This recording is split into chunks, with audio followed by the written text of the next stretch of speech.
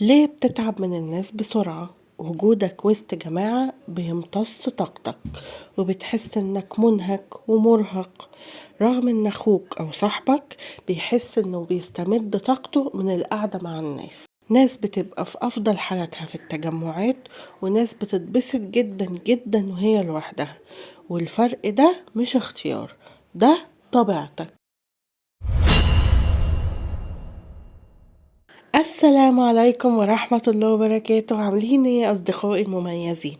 النهاردة هنتكلم عن الشخصية اللي اتولدنا بيها، واللي غالبا جوهرها ثابت لكن بيتم تهذيبه وصقله مع الوقت ومع التجارب. الشخصية اللي معرفتنا بيها ممكن تأثر علينا طرق كتير في الحياة، في الشغل، في العلاقات، وحتى في نظرتنا لنفسنا. قبل ما نحكم على نفسنا أو على غيرنا لازم نفهم إحنا مين.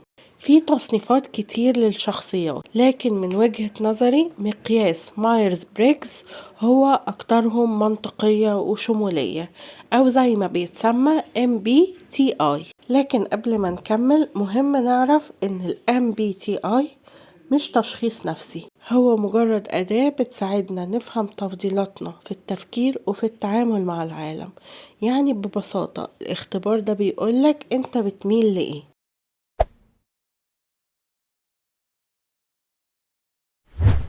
تصنيف مايرز بريجز قايم على 4 محاور أو 4 تفضيلات شخصية، كل محور فيه طريقتين بتتعامل بيهم مع الحياة. ال4 محاور هما شحن الطاقة واستقبال المعلومات واتخاذ القرارات ونمط الحياة، وهنشرح كل محور بالتفصيل دلوقتي.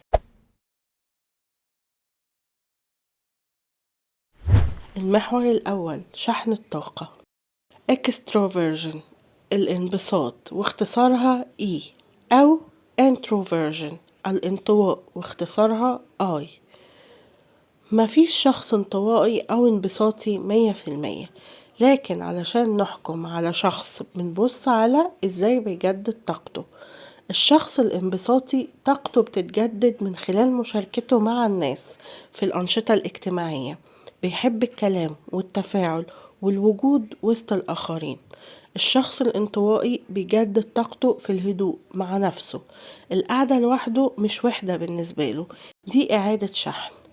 ممكن تكون بتحب الناس جدا وبرضو تحتاج تقعد لوحدك.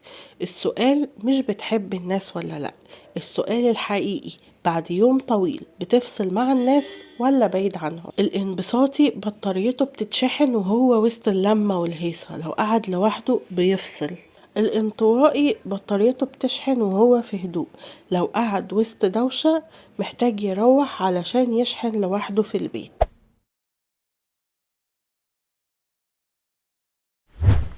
المحور التاني ازاي بنشوف العالم، sensing الحس أو اختصاره S، intuition أو الحدث واختصاره N. الشخص الحسي بيفضل تلقي ومعالجة المعلومات باستخدام الحواس الخمسة: البصر، السمع، الشم، اللمس، التذوق. تركيزه على الحاضر والعالم الفيزيائي الملموس، بيشوف الأشياء بظاهرها وبيدور على التفاصيل والوقائع، مفكر واقعي وعملي. الشخص الحدثي بيفضل استقبال المعلومات على هيئة أفكار، نظريات أو ملخصات، بعدها بيستخدم حدثه لتكوين الصورة الكاملة. بيميل للتفكير في المستقبل وبيستخدم الاحتمالات في توقع النتائج. بيحب الصورة الكبيرة وبيجيد قراءة ما بين السطور، مفكر تجريدي. الحسي كاميرا بيصور الواقع زي ما هو، مهتم بالأرقام، التفاصيل، الألوان اللي قدام عينيه دلوقتي. بيحب مبدأ اللي نعرفه أحسن من اللي ما نعرفوش. إنما الحدثي بقى الرادار، مش بيشوف التفاصيل، هو بيلقط الإشارات، مهتم بالمعنى، باللي ورا الكلام، وبكرة ممكن يحصل فيه إيه. بيحب سؤال ماذا لو.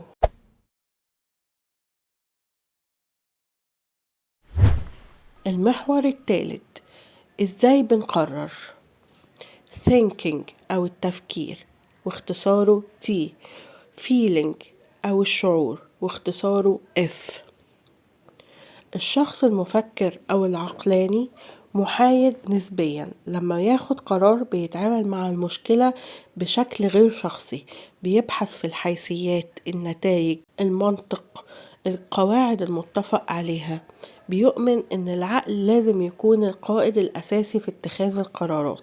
إنما الشخص العاطفي عنده عاطفة جياشة، لما ياخد قرار بيتعامل مع المشكلة بشكل شخصي، بيستخدم القيم الإنسانية والأخلاق والشعور بالحب أو الكره، بيقدم القلب عن العقل. وده لا معناه إن المفكر ما عندوش مشاعر ولا إن العاطفي مش منطقي. الفرق بس مين اللي بيقود القرار، العقل ولا القيم الإنسانية. المفكر عامل زي المسطرة، بيقيس الأمور بالمنطق، صح ولا غلط. القرار عنده لازم يكون عادل حتى لو هيزعل حد. الحق حق. العاطفي ميزان، بيوازن الأمور بمشاعر الناس. القرار ده هيجرح مين، بيفضل الخاطر والتوافق عن المنطق الجاف. جبر الخواطر عنده أهم.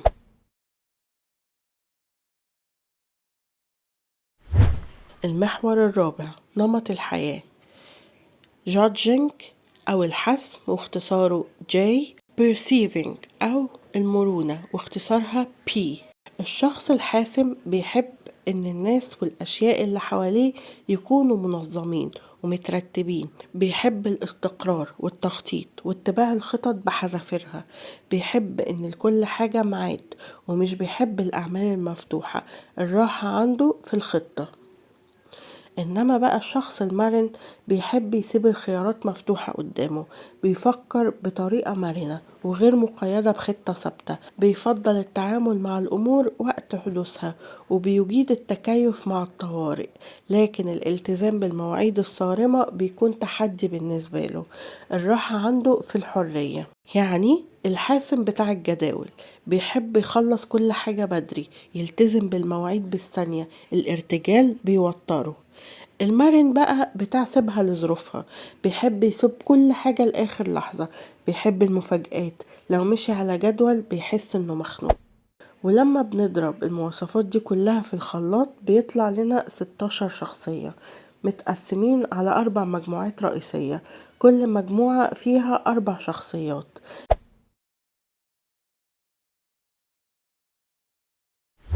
المجموعة الأولى المحللون، المهندس INTJ، المنطقي ENTP، القائد ENTJ، المحاور ENTP.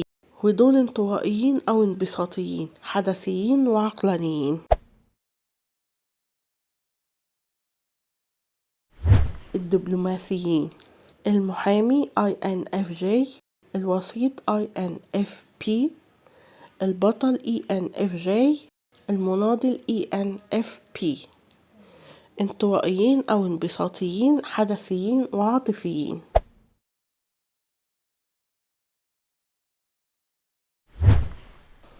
المجموعة الثالثة المنظمون أو الحراس، اللوجستي ISTJ، المدافع ISFJ، التنفيذي ESTJ، القنصل ESFJ. ودول انطوائيين أو انبساطيين، حسيين وعقلانيين وعاطفيين.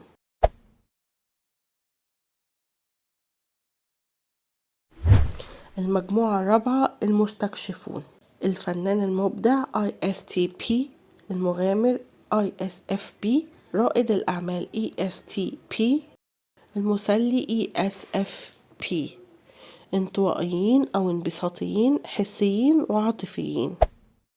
وهنا يكون خلص كلامنا، لكن ده مجرد المدخل، لأن كل شخصية من ال16 شخصية دول ليها طريقة تفكير مختلفة، حب مختلف، غضب مختلف، وشغل كمان مختلف، وتواصل مختلف تماما. المرة الجاية هنمسك شخصية واحدة من ال16 شخصية ونتكلم عنها بالتفاصيل.